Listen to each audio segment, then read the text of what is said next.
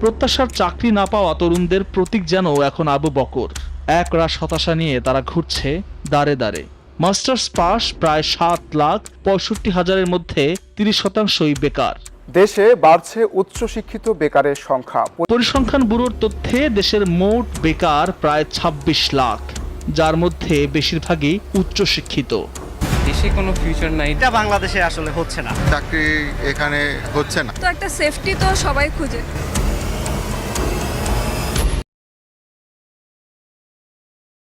শুনুন, আপনার পকেটে যে সার্টিফিকেটটা আছে না, ওটা আসলে কোনো ডিগ্রি না। ওটা হলো আপনার 16 বছরের লাইফ থেকে চুরি করা একটা ডেথ ওয়ারেন্ট। 16 বছর ধরে আপনি পড়াশোনা করেন নাই ভাই।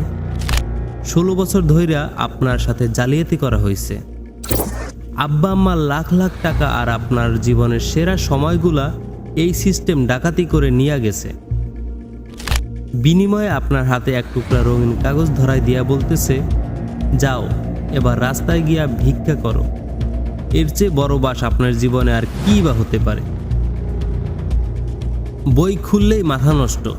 আমাদের বাল শিখানো হইতেছে অমুক কবি কবে মারা গেছে, অমুক কবি কোন সালে মরছে, তমুক রাজা কারে বিয়ে করছে। আরে ভাই, কবির মরণ দিয়ে আমার পেটের ভাত জুটবে? আকবর শাহর কয়টা ঘোড়া ছিল তা দিয়ে কি আমার বেকারত্বের জ্বালা মিটবে?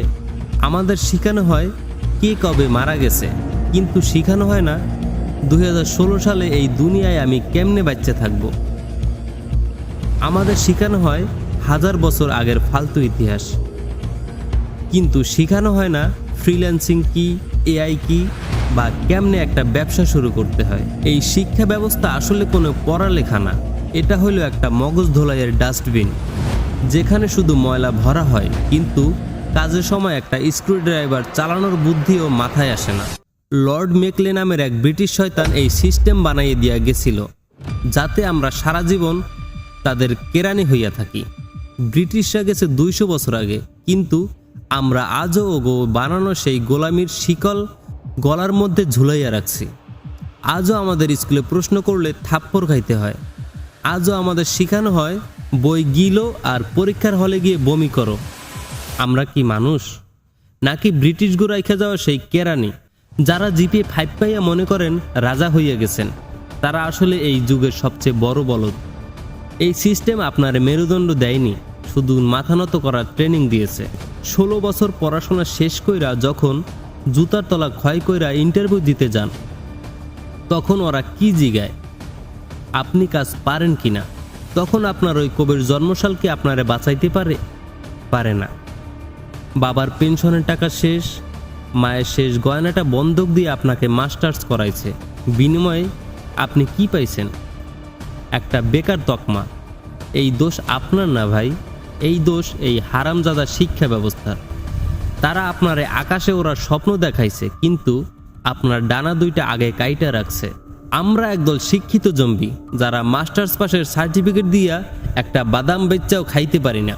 শোনেন ভাই, এই পচা সার্টিফিকেটের ওপর ভরসা করা মানে হইল নিজের পায়ে নিজে কুড়াল মারা। যে সিস্টেম 16 বছরে আপনাকে একটা কাজ শিখাইতে পারে নাই, সে আপনার আগামী 60 বছরে কিছুই করতে পারবে না। সম্প্রতি ফেসবুক লাইভে এসে নিজের সবগুলো সার্টিফিকেট আগুন দিয়ে জ্বালিয়ে দিয়েছেন ইডেন কলেজের শিক্ষার্থী মুক্তা সুলতানা। কবির জন্মসাল দিয়া চুলা জ্বলবে না ভাই, চুলা জ্বলে দক্ষতা দিয়া। এই মরা মরা পড়ালেখা বাদ দেন, হাতে কাজ শিখেন। দুনিয়া এখন কাগজের টুকরা দেখে না, দেখে আপনার হাত কতটুকু কাজের। ফ্রিল্যান্সিং করেন, গ্রাফিক্স ডিজাইন শিখেন, কোডিং শিখেন, যে কোনো টেকনিক্যাল কাজ শিখেন। এই পচা সিস্টেমের মুখে থুথু দিয়া নিজের রাস্তা নিজে বানান।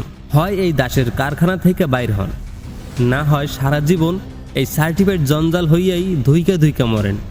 সিদ্ধান্ত আপনার।